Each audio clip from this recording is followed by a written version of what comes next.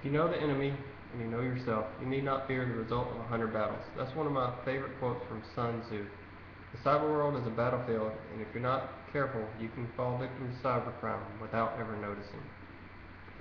Today I'm going to talk to you about some hackers, the threats they pose, and things you can do to protect yourself. Let's jump right into the battlefield and learn about some of the attackers and defenders. According to dictionary.com, hackers can be defined as individuals who have vast knowledge and skill sets in information systems, networking, and programming. They're defined on how they use their skills. First off, there's ethical hackers, or white hats. These are individuals who have good intent.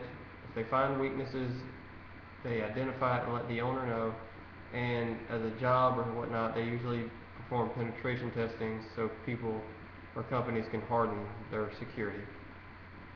Crackers, or black hats, are individuals who usually have malicious intent. These are individuals that break into your system without permission and try to steal information or disrupt resources.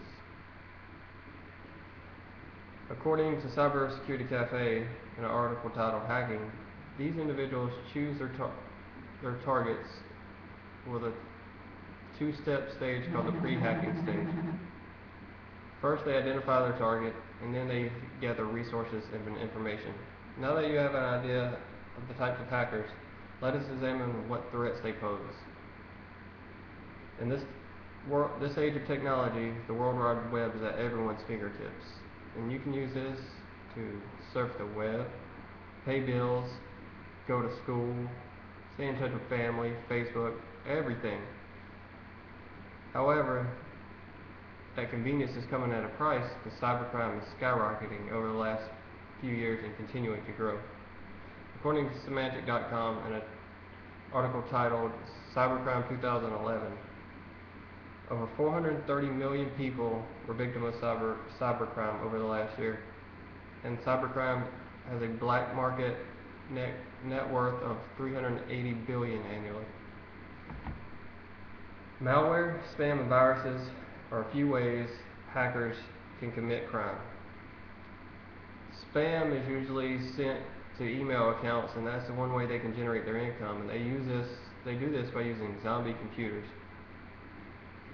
Zombie computers are told to do what to do by a host computer, and they all send spam or the same thing out. Viruses infect systems, crash it, disrupt resources. One way a hacker can get to your computer is through the use of Trojan horses. A Trojan horse is a file that attaches itself to a legitimate file or looks legitimate, and you download it and execute without you ever noticing. Once someone gets into your system, they can keylog your system, steal your credit card info, your bank information, all your username, passwords, and things of that nature. They do this without you noticing, and then one day they attack you. Once a hacker has all of your information, they can completely wipe you out. The biggest issue for companies is denial of service attacks, which are performed countless times every day. Denial of service attacks slow resources or interrupt your connection, and we all know lost time is lost money because time is money. Now that we know some threats cybercrime poses, let's look at how we can protect ourselves. Protecting oneself from being a victim of cybercrime requires a bit of know-how and knowledge. There are many tools, but a good strategy is depth security. First off, never install anything with the default settings. These are very known weaknesses and easy to get into. Make your passwords complex. Use special characters, letters, numbers, capital, lowercase. Never a dictionary password because those can be broken in the least amount of time. If you are using a router, do not broadcast your SSID. And these types of layers will go a long way in helping keep your stuff safe and keeping potential criminals away from your stuff. Now, some of the tools you can help protect yourself must have, I would say, is antivirus and firewalls. And if you know how to do it on your router, setting up access lists. These will only allow whatever you want on your network. If you do any surfing, however, in public places, I would suggest using a VPN service, which will encrypt your sessions so people can't hijack your session and steal whatever information you're doing that way.